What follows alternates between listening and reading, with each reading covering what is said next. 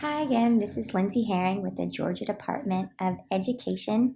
This is your next webinar for middle school dance, and I am excited to present to you the second part of assessments, and we are titling this Assessments with a capital A.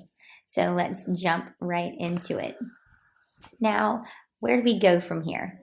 When we last left off, we had kind of talked through diagnostic assessments really in depth, and we touched on formative and summative assessments, but we're really going to delve into each of those today. So, where do we go from there? Our first chapter, if you will, is really going to focus on those formative assessments. Our second look will be on summative assessments. And last but not least, we're going to look at the best practices when using all of those types of assessments and kind of putting everything together and hopefully helping you get through this murky world. I talked last time about that gray area, especially in performance-based classes, and how I especially found it hard as a beginning teacher to grade students on their performance-based work based on my experience being more or less judged, and how that carried on through my teaching as an early teacher. And I didn't want to put the pressure on that. And yet how through my mentor teachers and my administrators and through help in that process and working with the resources that I found on the Georgia Department of Education's webpage through their instructional resources and other resources such as this one, I kind of found my way using these best practices. So hopefully this video will find itself helpful to you as just another tool in your extensive toolkit. So this first chapter, if you will, focuses on formative assessments and kind of has four main parts to it. We're going to really define what formative assessments are and look into those and talk about how and why we use them. Next, we're going to talk about kind of the formal and informal types, what you may think of when you think of those formal, informal types. And I'm going to give you a specific example that I use in my classroom each and every day as I work through kind of the learning process as it has come to be known in my own strategies. Formative assessments are assessments for learning. And as you can see, the Georgia Department of Education has really italicized and sat on that word for learning. And so we really want to talk about that little word for. And sometimes we kind of skip over those little words like to and for and with, but for our purposes here and now, for has a very, very large meaning. So we're talking about assessments for learning to move into that learning process, that active process. So assessments for learning is taking place while instruction is still occurring. Here you're looking for immediate feedback. You're wanting to gather and you're wanting to know really what the students' strengths are as far as that within that learning process. You need to know as a teacher where they need to grow, where you might need to look for some differentiated instruction within your classroom setting, and then where you need to support your students. Where might you have room to improve both yourself and your students, where they might have fallen to the cracks just a little bit. Possibly where in this lesson plan were you like a rock star, and maybe where things might have maybe been a little bit more confusing, where the material got a little bit out of hand. I know as a student myself right now, Sometimes I have a area in a lesson plan where I'm like, yes, I got it. You taught this 100%. And then other times I find myself out in left field, as it were. And even in my late 30s, I have a hard time raising my hand and saying, I don't understand this. I don't. For whatever reason, this is not computing up here. And your students will have that same fear or that same lack of ability to just raise their hand and not commit to asking those questions. So these formative assessments, they're going to be that litmus test to say, this is sinking in, this is not sinking in. And so it's not a reflection on you necessarily and your ability. It's possibly a reflection on the material just being really, really difficult, or maybe just them as learners not keying in on that material. Whatever the reason, whatever the group of students, whatever is coming your way, this is your chance as a teacher to gather that knowledge for your sake, to see, what's coming, what's going, what's here, what's there. So why do we use these formative assessments? Well, we use them to kind of keep that wheel in motion, to kind of keep our cyclical process going around and around and around to find out where we are. You are facilitating the process of student learning. I just had my end of the year TEKS evaluation, and you're going to see a photo of that later, and we'll get into why you didn't see the wonderful video that we had prepared. And one of the things that my administrator said that I really took hold to is that that I had a really active class, and that boded well for me in my evaluation. And I thought, like, yeah, I have an active class. We're up, we're dancing, we're doing things. And then, so I said, okay. And I kind of, laughed it off. And she said, no, Lindsay, you have a really actively participating class as far as student learning goes. And I said, yes. Thank you. Because we're up and we're dancing, right? Yeah, thank you. I appreciate that. And, kind of dusted my shoulders off. And she said, no, you are facilitating students' learning in an active way, not a passive way. And you would be surprised, both in performance classes and in academic classes, that we don't see that all the time. And so we are trying to create a culture in all the classes where, through formative assessments, through lessons, through everyday life, that our students are actively learning, not passively learning. And so, especially in these formative assessments, think of them and every day as you facilitating active student learning, and how you can still, even though you are assessing the students through and through and through, you're still doing that in an active way. Maybe they're not always sitting down and taking a test or a quiz, as it were. Maybe you're just watching them do accommodation, and then you're offering them feedback. You're having a conversation with them to see, did you do this combination right? I love to ask open-ended questions of the students like that. How do you feel this combination went? And then they'll usually be pretty honest about it. Well, I feel like it went this way. Well, when I was watching you, I noticed this. And they'll say, oh, I noticed that same thing. Actively participating in that formative assessment process. Make sure that all the students are engaged. In performance classes, we really have a leg up on this, because it's easy to see if everyone is participating or if only some are participating.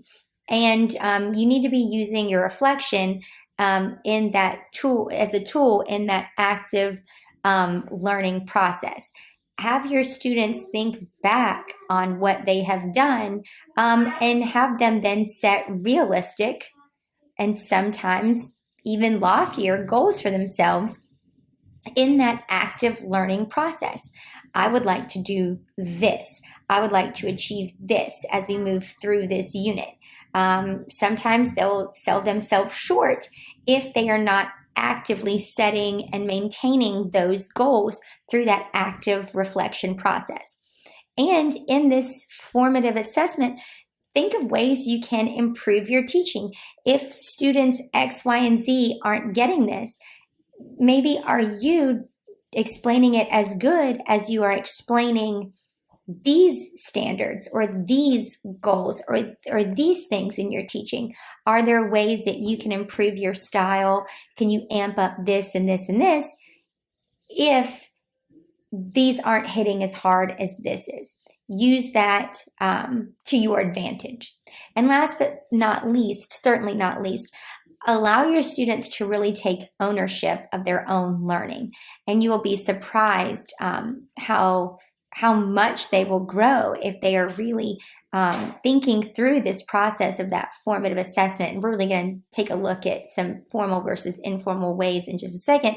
But think about ways that they can assess themselves, assess their peers, assess you as a teacher, which obviously can be quite scary.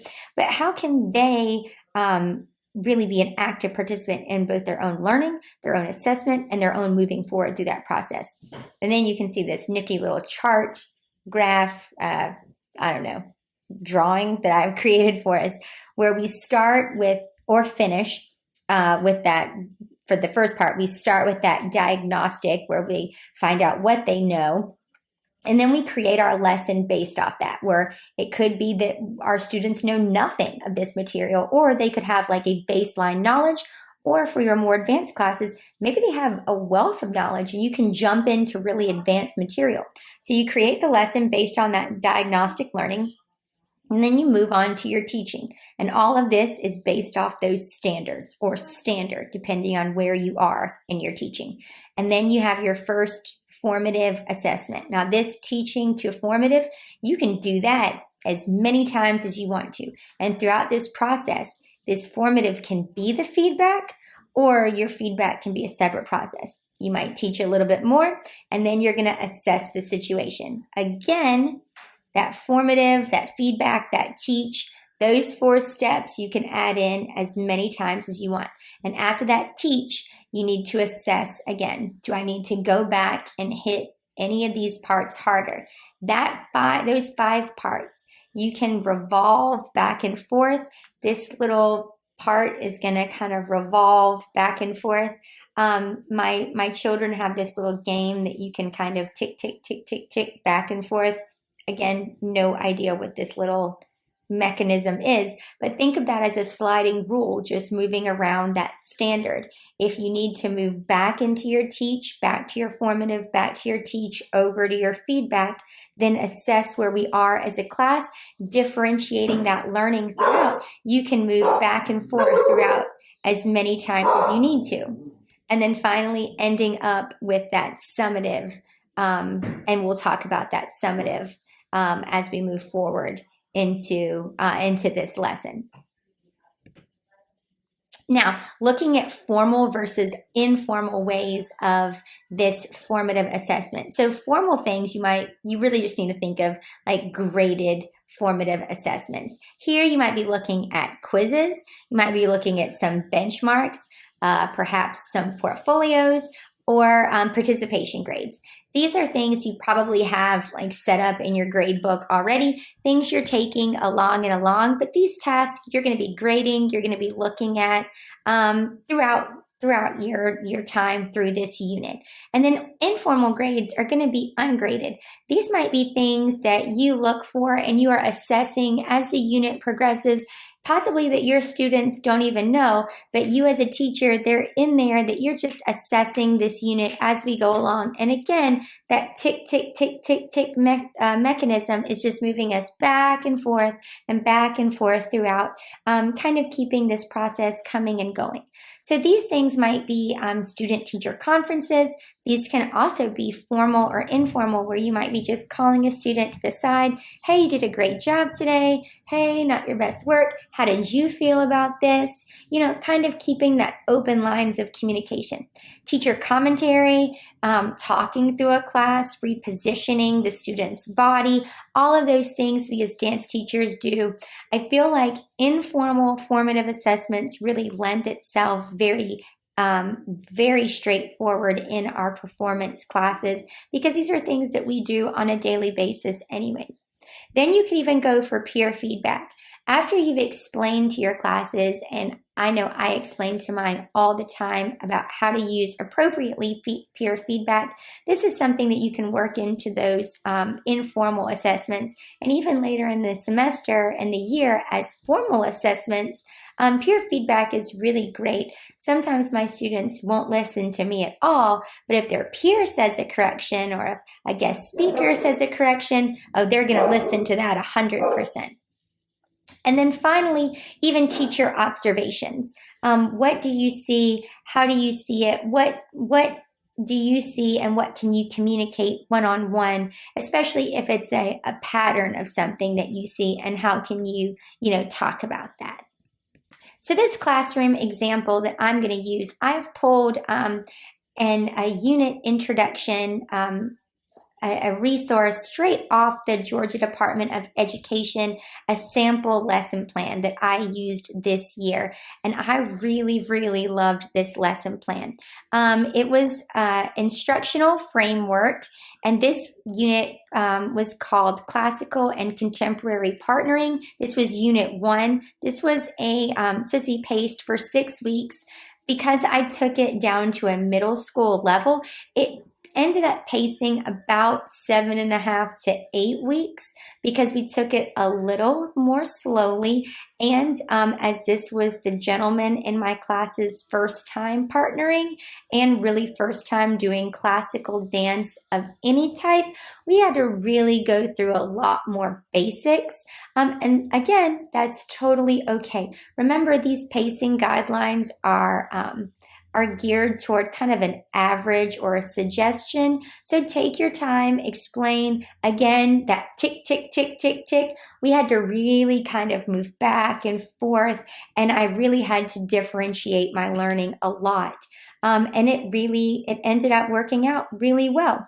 So the way I set this up is we did a diagnostic 1 week in advance. We were in a hip hop unit, which my kids really responded well to. And you kind of saw in a previous lesson how we used that hip hop unit and then morphed into that.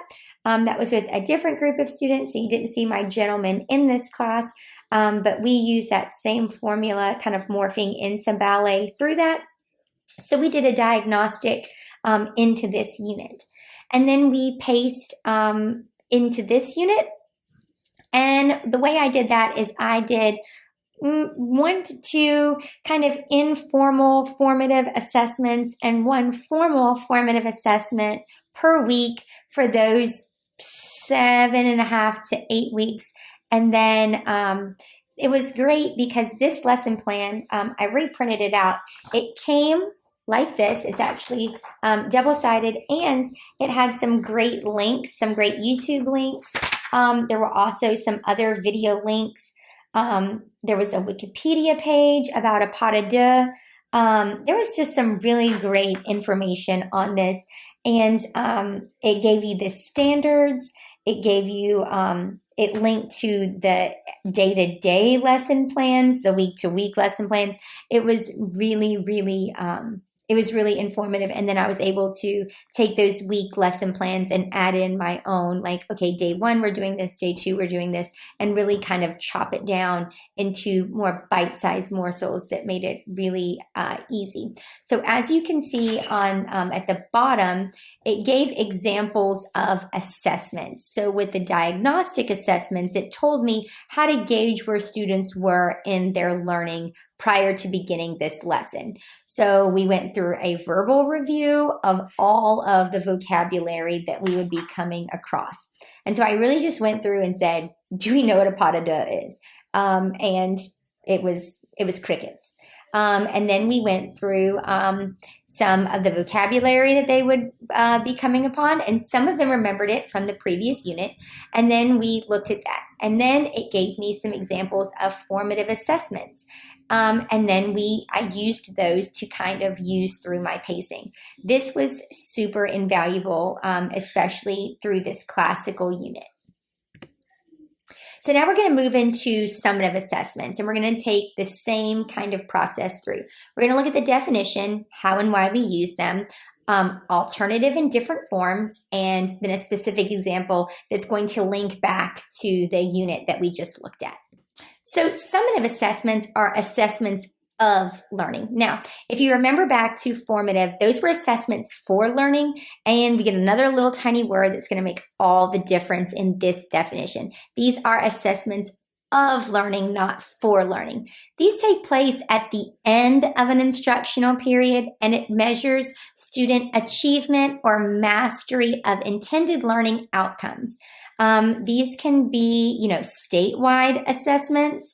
They are typically for academic programs, and they support school and district improvement efforts and inform policy decisions.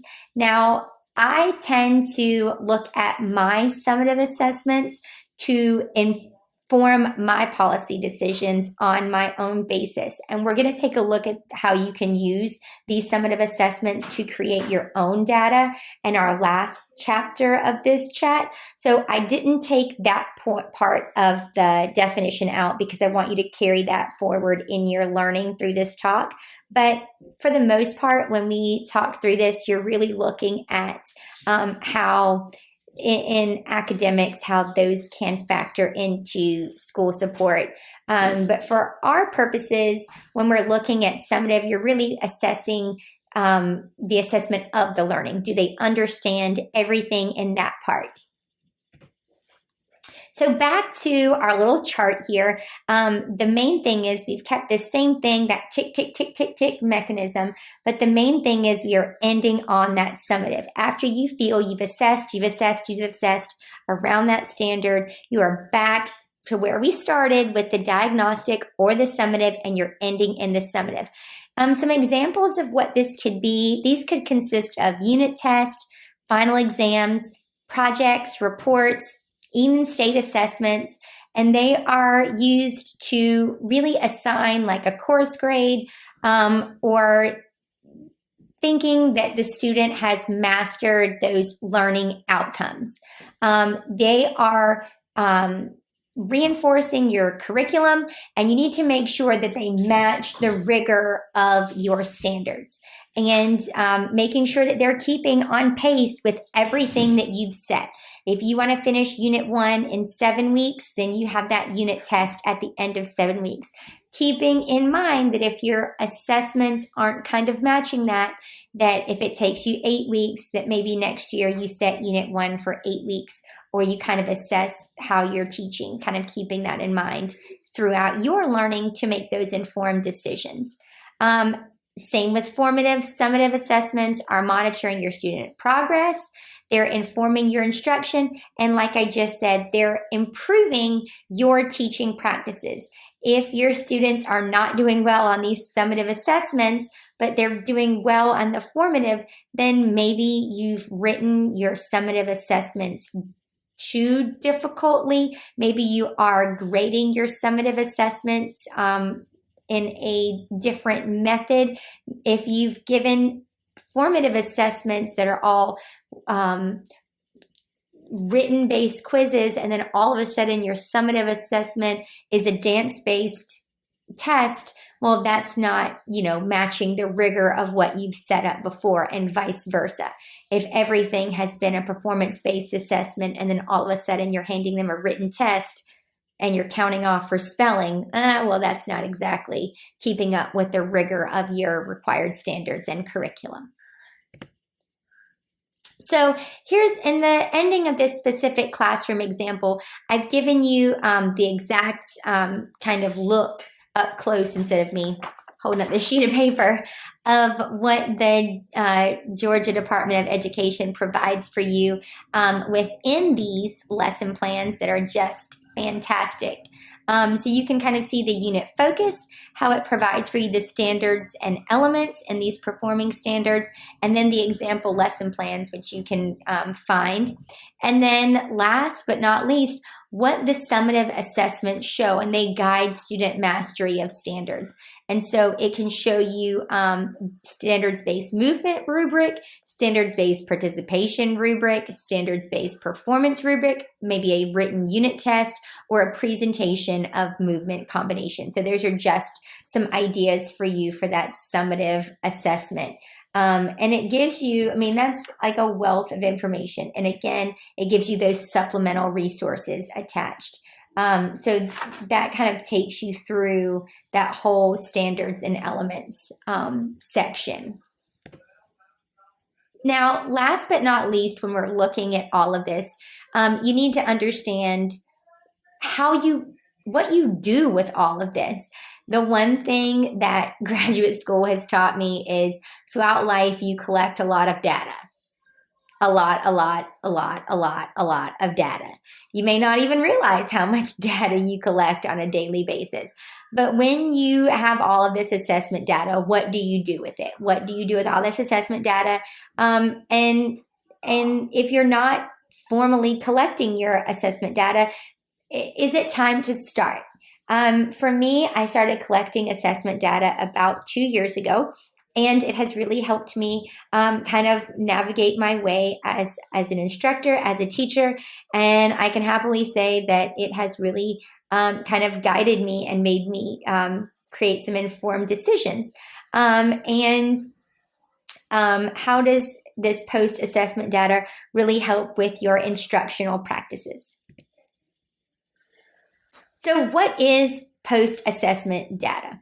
First off, post-assessment data is when you give a unit test, when you give a formative assessment, when you give anything and you sit down with your grade book, which we all have to do, you input these grades and you say 50% of my class made this on this test, 20% of my class made this on this test, and that's post-assessment data in a nutshell. I have talked before about how my classes are all coded Dance 1, Dance 2, Dance 3, Dance 4, essentially throughout my middle and high school dance classes or theater classes or AVT classes. Everything is jumbled together. So I have to differentiate my teaching as such. So when I sit down after giving a test or myriad of testing, when we have a testing day, for instance, I will give my Trojanettes, those lovely ladies that you see before you, who are my advanced dancers, I will give them a harder test than my Dance 1 girls, and rightly so. They don't deserve the same, do not.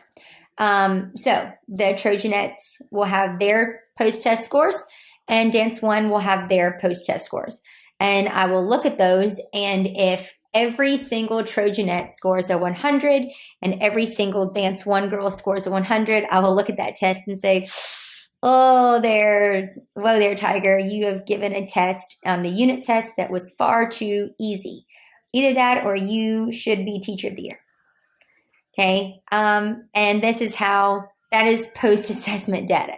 And how we use this post-assessment data is either giving yourself a giant pat on the back or saying, you phoned in that test, especially if after you take that post-assessment data, you look back at your diagnostic and you say, well, at the beginning of this unit, not a single one of those children knew how to plie. And now not only do they know how to plie, but they can also do a plie, a rond de jambe, and every bit of ballet in between plie and a pas de deux. Okay, so that's what it shows us. And that's what it's beneficial to know. It's beneficial for you as a teacher to see where you are falling within that scale. You don't want to be the easy A that everybody runs to, but you also don't want to be on the other end of the spectrum where at every unit test, 98% of your class is failing. Okay? Now, who do you share it with? And if so, should we share it with others, and if so, who? I believe this is a yes. I share my post-assessment data with my team. And I've told you before that I'm a department head. I share it with others who might be interested. And for right now, I am sharing it with my graduate studies program. I feel like this is kind of that catch-all for me, keeping me honest kind of thing. And it's also that process where you can say, this is what I'm producing within my program. This is where I am as a teacher. This is where I want to do better. In this unit, my students took this unit test. This is this. After each unit, I also have my students do a reflection journal where they say, these were the assessments that we had. And then I'll tell them, these were your assessments that you knew about. These are the assessments that you didn't know about. Here's everything you got graded on, including your summative assessments. How do you feel you did? Here's all of your grades. You can see them in your online gradebook. How do you feel that you did? And then they do a little reflection on that. And then I keep all of that data and it gets stored away. In the other video that you saw on assessments, we talked, the students and I talked, and that's something that we do at the end of the year. And all of that gets recorded for me as a teacher. And I ask simple, open-ended questions. How do you feel about dance assessments? Some of them feel great about them. 99% of them felt great about them. I had one student who said, I hate them. I don't think you should give me tests. Now, if 99% of the students say that they're important for you to take tests in dance just like every other class, and if that one kid says, I hate dance tests, well, maybe that is just an anomaly. So that's why that post-assessment data is crucial. So here are me and my administrator doing our TEKS evaluation. I had full-on hopes that you could see my entire evaluation because, well, it was nothing that I was embarrassed of, but we had to go into some chats about a couple of students midway through. My room that we were in when we were doing this, I had just finished interviewing all those students that you saw in the previous video. That's why we're out in the hall, and my room was repainted, which is why everything was happening out there. They were putting in some new equipment in my room. And so I had fully intended for you to see the evaluation attached, but there was some information that you could not see. So here's a picture of my evaluation. But to go through these instructional practices, when we're looking at your TKES performance standards, 2 standards are specifically geared toward assessment and assessment practices. And your goal within these, in that baseline and what you're looking at is a number 3. Now, when you're looking at that, the one thing that a lot of people think is you can get a 1, 2, 3, or 4. And this is something that all teachers probably know. I'm not telling you anything new or exciting. So if you go to the Georgia Department of Education's website, you can see exactly what you need to have to get a 3 on these standards. So a sample student evidence that a teacher has met criteria for a level 3. What the state is looking for. You need to give examples of how the teacher assesses prior knowledge at the beginning of most instructional units and courses. Okay, most. You're looking for all. You need to be at all. I know that all is difficult, but it's really not that difficult. Most of us are doing it anyways. Number 2, to do that, you are trying to innovate student setting learning goals and monitoring their own progress. Okay, you are also trying to modify assessments to determine individual students' needs. Okay, now I'm not going to go through every single one of those because I want you to look at those, but those were the ones that stood out most to me based on what we've talked about. And those are the ones that I'm working on most in kind of my career path here. Like I said, I have some PTSD from assessments. And so these are the two standards that I'm trying to beef up in my process. And this was something that me and my administrator talked about. And I showed her what I've been talking about with the students and keeping up my data. And this is something that I feel is an honest conversation for you to talk about with your administrators. Whenever you come across something that you feel in your practice is a weakness, have a chat to them. Assessments is something that I always struggle with. Performance Standard 6 is the teacher systematically gathers, analyzes, and uses relevant data to measure student performance. This is something that I worked on exceptionally hard this year. I really gathered data and analyzed and used it to measure my students' progress. The first time I really put the pedal to metal on Google Sheets, we had to get Google certified this year. So I was making some graphs, I was making some Google Sheets, I was doing my own thing in the thing. And so that was something that I really put into practice this year, and something that I will continue to do and kind of use to my knowledge. And now that my circle is kind of coming around and around, I know that that is something that I will only continue to get better at. As we conclude this video, I want you to really think through not only assessments for your students, but assessing yourself. We've really talked about reflection. We've really talked about lesson planning and all of those kind of things that are so beneficial for your students, but are also beneficial for yourself. And while you're making yourself a better teacher, you're only going to see all of those things come out and how your students react to you in these wonderfully positive ways. We can all grow in our life, in our career, in all of these ways.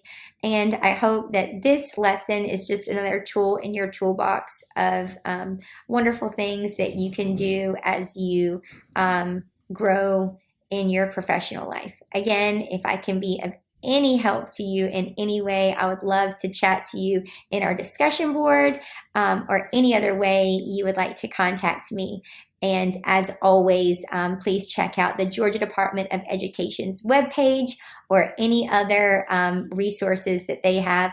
Their lesson plans, their pacing guides, their curriculum, all of these things are wonderful resources that I feel are largely underutilized and can be a wealth of knowledge and help for you.